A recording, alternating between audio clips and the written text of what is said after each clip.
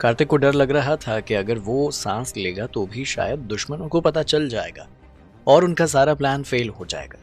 और ऊपर से टर्मिनेटर पर लगे हुए सर्वेलांस कैमरा से कार्तिक अच्छे से देख पा रहा था कि विध्वंस के लोगों की नजर तानिया पर ही है। कोई भी 1 मिनट के लिए भी तानिया से नजर हटा नहीं सकता है। सिचुएशन को देखकर कार्तिक ठंडे पसीने में भीग गया था। उसके दिल की धड़कन भी तेज हो गई थी। कार्तिक हाथ जोड़कर भगवान से प्रार्थना कर रहा था कि बस एक बार तानिया सही सलामत बाहर आ जाए और उसे कुछ भी ना हो।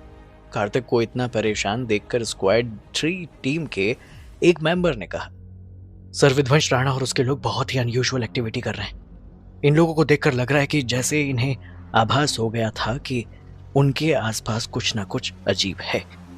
अगर इन्हें अभी ये नहीं पता चला कि हमने टर्मिनेटर वहां पर भेजा है तो भी ये लोग कुछ देर में जरूर पता कर लेंगे। पर हम ज्यादा परेशान ना हो तो ही अच्छा है। टर्मिनेटर एक मशीन है और कोई इंसान नहीं। अगर पकड़ा भी गया तो किसी को शक नहीं होगा।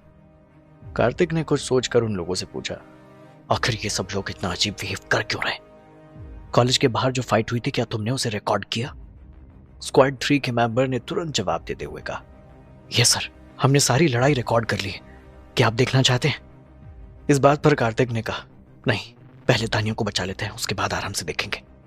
कार्तिक ये बात जरूर जानना चाहता था कि आखिर 200 लोग कार्तिक के हजारों लोगों पर भारी कैसे पड़ गए और ऊपर से टर्मिनेटर तक को इन लोगों ने ब्रेक कर दिया। आखिर ऐसी कौन सी पावर इनके हाथ लग गई जो अभी तक कार्तिक के हाथ नहीं लग पाई थी। हालांकि अभी इतना टाइम नहीं था कि कार्तिक तुरंत लड़ाई देखने बैठ जाए।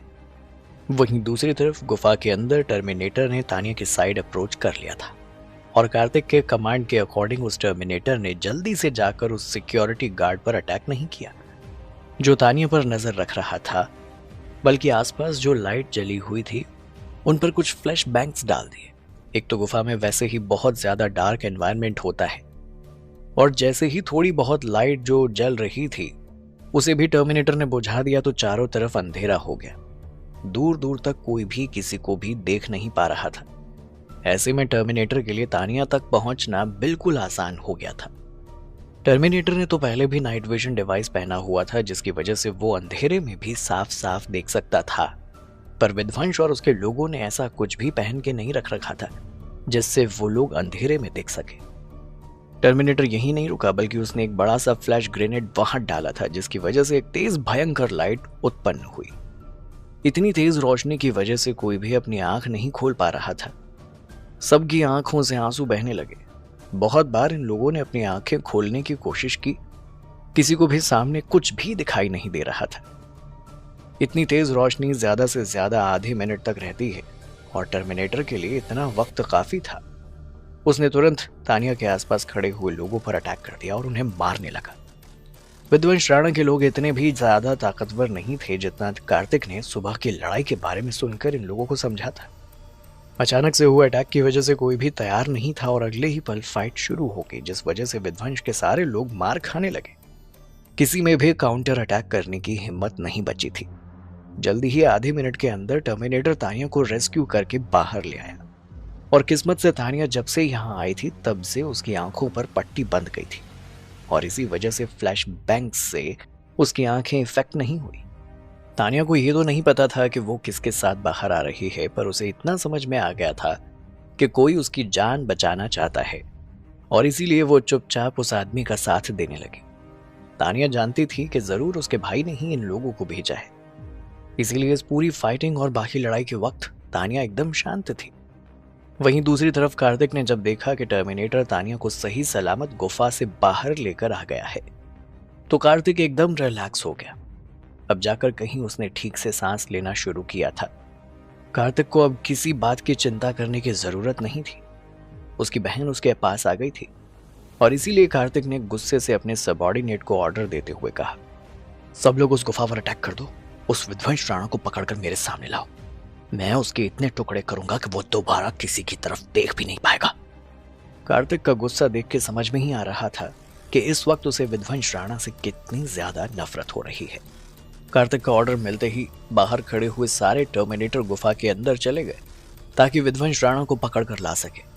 कार्तिक को इस बात की चिंता नहीं थी कि गुफा के अंदर इस वक्त क्या चल रहा है।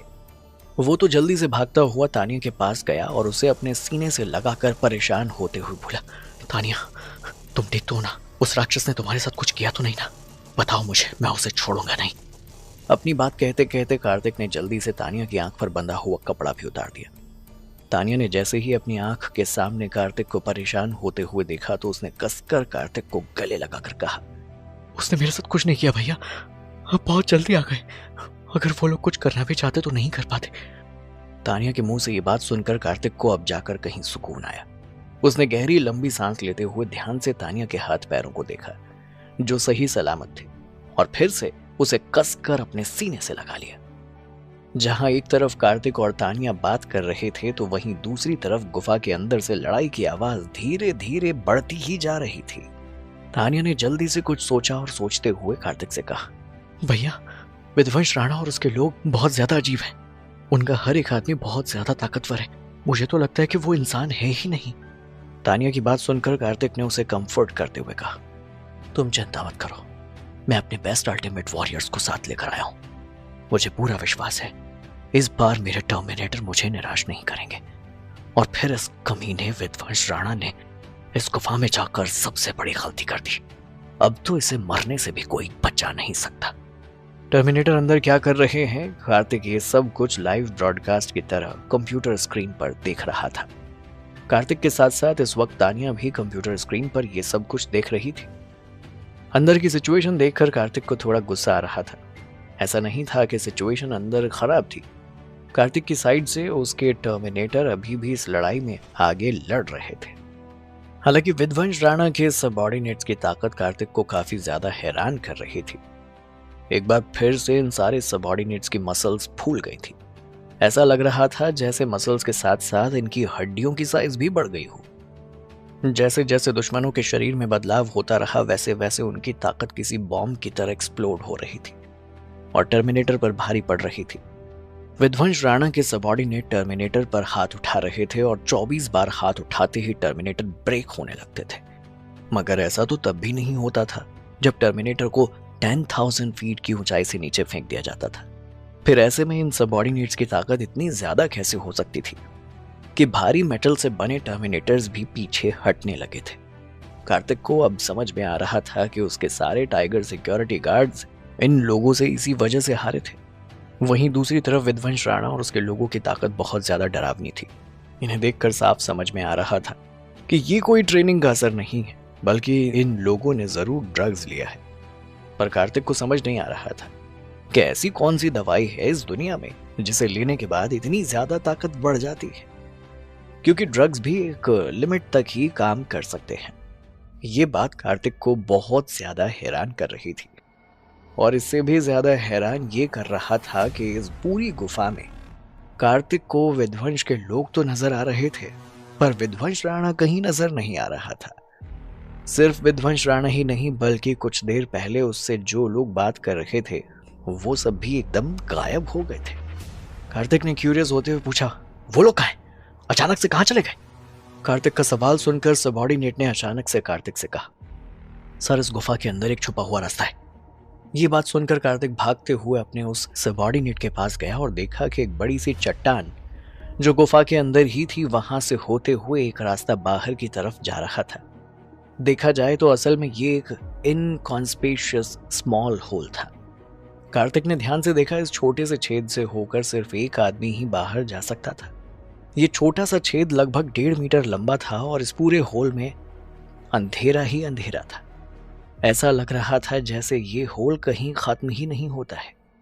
कार्तिक समझ गया था कि टर्मिनेटर के अटैक करने पर विध्वंस राणा को समझ में आ गया था कि यहाँ सिचुएशन ठीक नहीं है और इसीलिए वो तुरंत यहां से भाग गया।